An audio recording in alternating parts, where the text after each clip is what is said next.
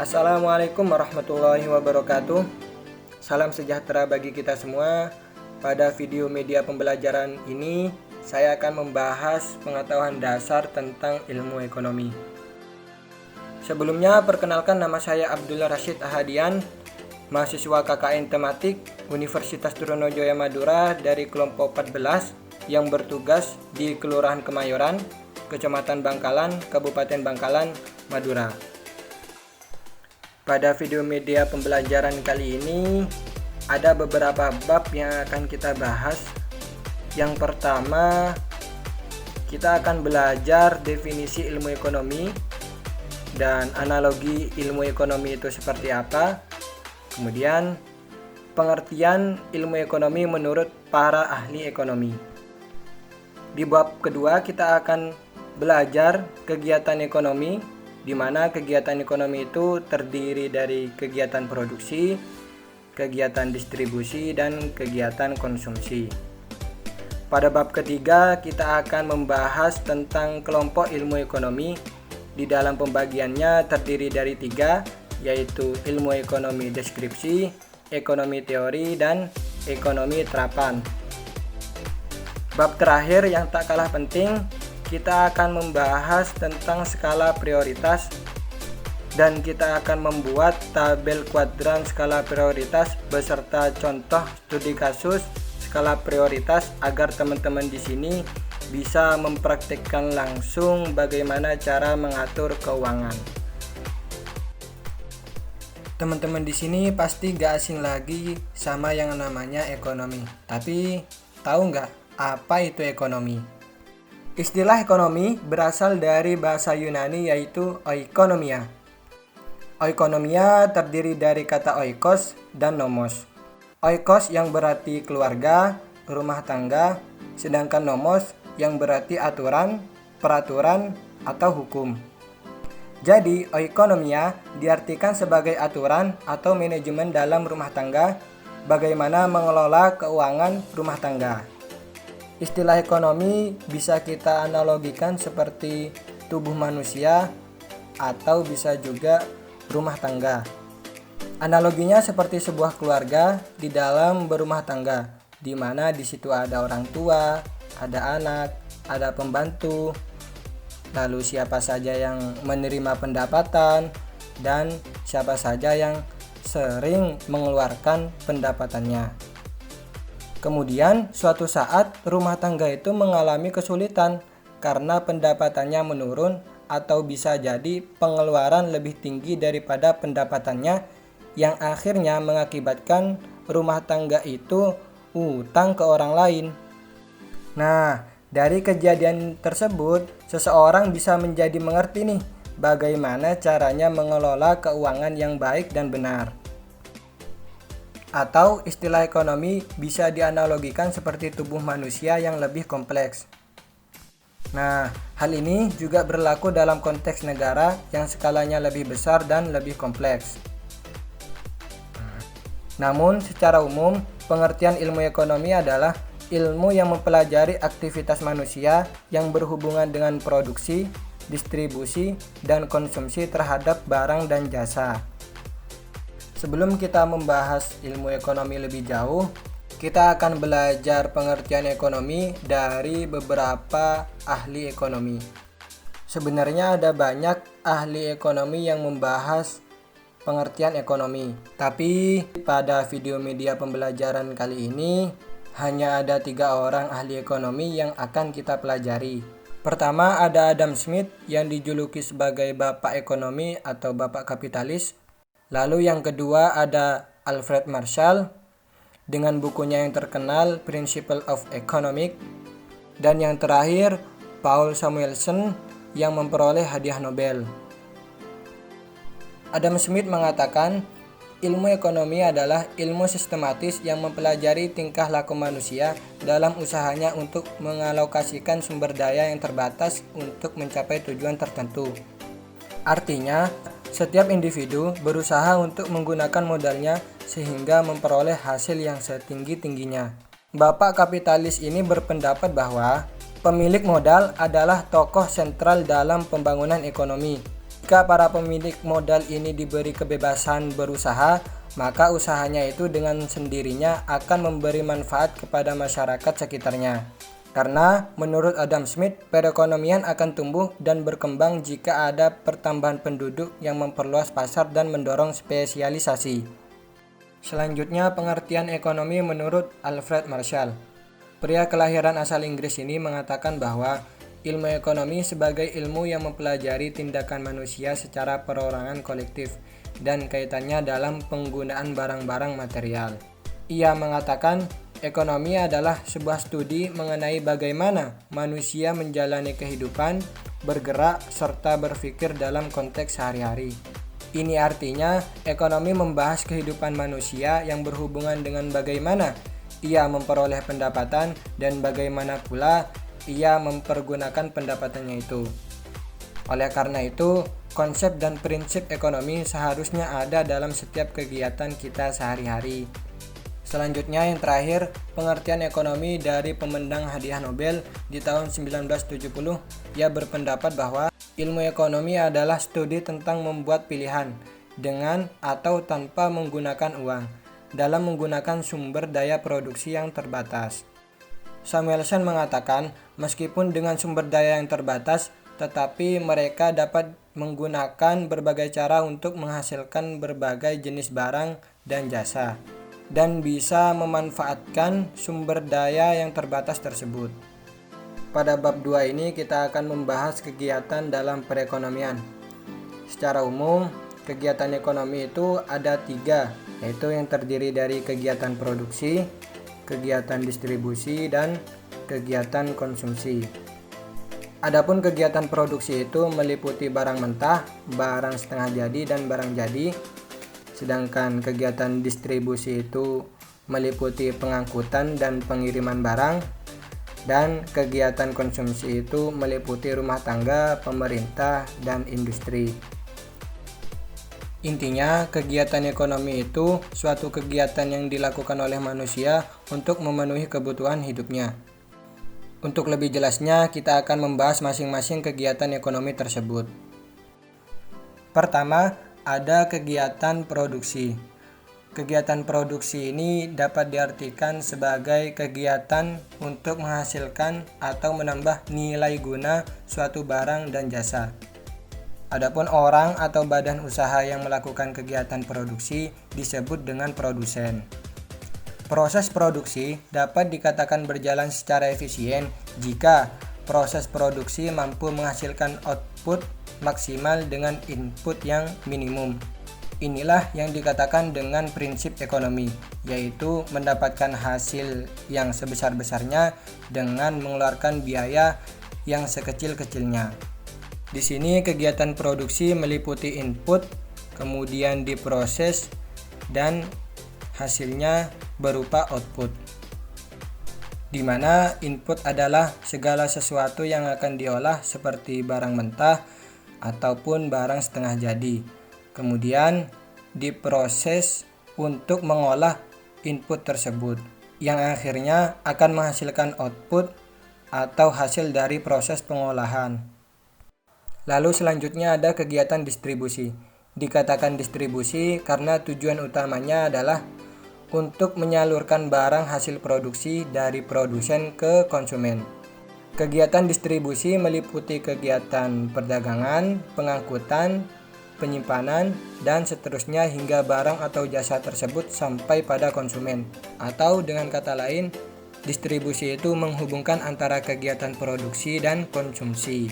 Menurut jenisnya, distribusi itu terbagi menjadi 2, yaitu distribusi langsung dan distribusi tidak langsung.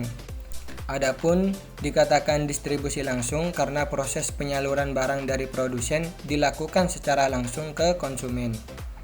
Sedangkan distribusi tidak langsung dalam proses penyaluran barang dari produsen kepada konsumen dilakukan melalui suatu lembaga distribusi seperti distributor, pedagang, agen, dan pedagang eceran hingga turun ke tangan konsumen. Yang terakhir ada kegiatan konsumsi. Kegiatan konsumsi adalah suatu kegiatan untuk menghabiskan atau mengurangi nilai guna barang dan jasa untuk memenuhi kebutuhan manusia. Pelaku kegiatan konsumsi disebut sebagai konsumen. Pada perekonomian, terdapat 3 pelaku utama kegiatan konsumsi, yaitu rumah tangga atau keluarga, pemerintah, dan industri atau perusahaan.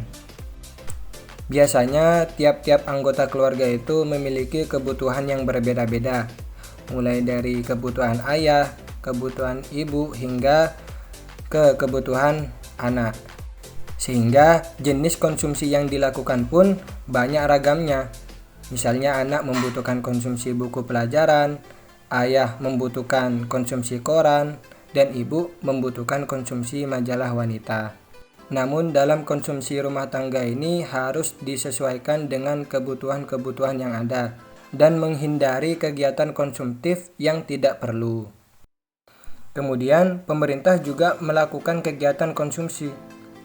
Contohnya, pemerintah melakukan pengadaan perumahan bagi pegawai negeri sipil. Selain itu, pemerintah juga melakukan konsumsi lain yang menunjang kegiatan masyarakat dengan menyediakan sarana dan prasarana publik. Atau bisa juga pemerintah melakukan impor untuk memenuhi kebutuhan dalam negeri. Lalu yang terakhir ada industri atau perusahaan. Biasanya mereka melakukan kegiatan konsumsi untuk memenuhi kebutuhan bahan baku, kebutuhan karyawan, kebutuhan pabrik, kebutuhan peralatan mesin, dan kebutuhan-kebutuhan yang lainnya. Selanjutnya kita memasuki pada bab ketiga, di mana pada bab 3 ini kita akan membahas tentang pembagian ilmu ekonomi. Secara umum, ilmu ekonomi itu terbagi menjadi 3 bagian. Yang pertama, ekonomi deskripsi, ekonomi teori, dan ekonomi terapan. Pertama, ekonomi deskripsi. Ekonomi deskripsi merupakan analisis ekonomi yang menggambarkan kondisi berdasarkan kondisi fakta dalam perekonomian. Misalnya, gambaran kondisi krisis moneter di Indonesia yang terjadi pada tahun 1998, atau kondisi krisis moneter di Indonesia yang terjadi pada masa pandemi COVID-19 saat ini. Kemudian, ilmu ekonomi teori. Ekonomi teori adalah analisis ekonomi yang berusaha menjelaskan hubungan sebab akibat dan cara kerja sistem ekonomi. Dalam ilmu ekonomi teori terbagi lagi menjadi 2 macam, yaitu ekonomi mikro dan ekonomi makro. Pada ekonomi mikro, kita akan menganalisis tentang perilaku ekonomi tertentu saja, bisa dari produsen ataupun konsumen, karena cakupan ekonomi mikro ini kecil. Sedangkan pada ekonomi makro, kita akan menganalisis pengaruh kegiatan ekonomi tertentu terhadap kinerja perekonomian secara nasional. Karena ekonomi makro ini membahas tentang perekonomian suatu negara yang cakupannya lebih luas. Lalu yang terakhir, ekonomi terapan. Ekonomi terapan yaitu analisis ekonomi teori untuk merumuskan kebijakan-kebijakan dan pedoman yang tepat untuk menangani masalah ekonomi tertentu. Jadi ilmu ekonomi terapan lebih bersifat praktis karena menerapkan pengertian ekonomi pada bidang-bidang atau masalah-masalah tertentu. Misalkan ekonomi pada perusahaan, ekonomi moneter, ekonomi perbankan, dan lain sebagainya. Selanjutnya, pada bab terakhir ini kita akan membahas apa itu skala prioritas. Jadi, skala prioritas adalah daftar susunan kebutuhan manusia dimulai dari kebutuhan yang paling penting hingga kebutuhan yang dianggap kurang penting atau kurang mendesak. Dengan menyusun skala prioritas ini, kita dapat menentukan mana kebutuhan yang harus kita penuhi terlebih dahulu dan mana kebutuhan yang dapat kita tunda. Terus, kenapa kita harus membuat skala prioritas?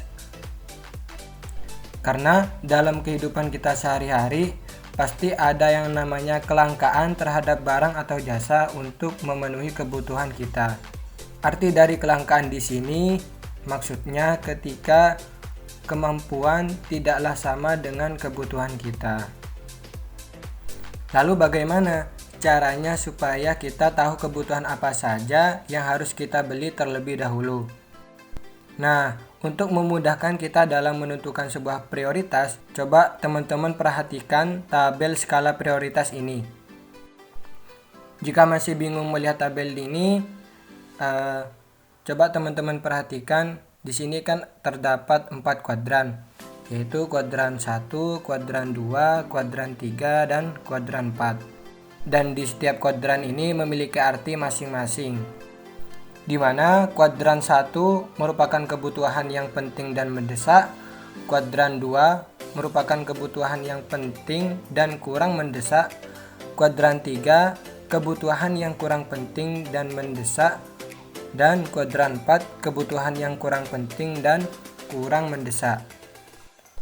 Jadi kesimpulannya, kita harus mendahulukan kebutuhan yang berada pada kuadran 1, lalu kebutuhan pada kuadran 2, kemudian kebutuhan pada kuadran 3, dan berakhir kebutuhan pada kuadran 4. Supaya teman-teman di sini lebih paham, saya beri contoh kasus. Misalnya kita mendapatkan uang dari orang tua sebesar Rp700.000 untuk memenuhi kebutuhan kita dalam bulan depan. Setelah dirinci, ternyata ada beberapa barang yang kita butuhkan. Teman-teman di sini bisa lihat ada 4 barang yang akan kita butuhkan pada bulan depan. Di sini ada alat tulis menulis, ada kuota internet, ada sepatu baru, dan juga ada tas baru. Misal nih, kenapa kita butuh alat tulis menulis? Karena ya mungkin isi pensil kita ataupun buku kita sudah mulai habis. Dan kenapa kita butuh kuota internet? Karena mungkin kuota internet kita sudah hampir habis. Kenapa kita butuh beli sepatu? Karena mungkin kita tertarik dengan sepatu yang baru diluncing oleh Nike ataupun Adidas yang kita sukai. Dan kenapa kita butuh tas baru? Karena mungkin tas sebelumnya udah rusak. Tapi ternyata setelah ditotal-total, semua kebutuhan kita itu jumlahnya Rp885.000. Jumlah ini lebih besar dari uang yang diberikan oleh orang tuamu. Jadi kita membutuhkan uang sebesar Rp185.000 untuk memenuhi semua kebutuhan kita. Karena uang yang kita miliki masih kurang, maka kita harus menentukan apa saja yang akan kita beli terlebih dahulu. Jadi kebutuhan yang harus kita beli terlebih dahulu adalah kuota, lalu peralatan tulis menulis, kemudian tas, dan yang terakhir adalah sepatu. Jika uang yang kita miliki belum memenuhi semua kebutuhan yang kita inginkan, maka salah satu alternatifnya adalah menunda untuk membeli barang pada kuadran 4. Kita bisa menabung dan membeli barang tersebut ketika uang yang kita miliki sudah cukup. Penutup, mungkin hanya itu yang dapat saya sampaikan. Semoga apa yang saya sampaikan ini bisa bermanfaat untuk teman-teman sekalian. Sekian dari saya. Apabila banyak tutur kata yang salah dan kurang berkenan, saya mohon maaf yang sebesar-besarnya. Wassalamualaikum warahmatullahi wabarakatuh.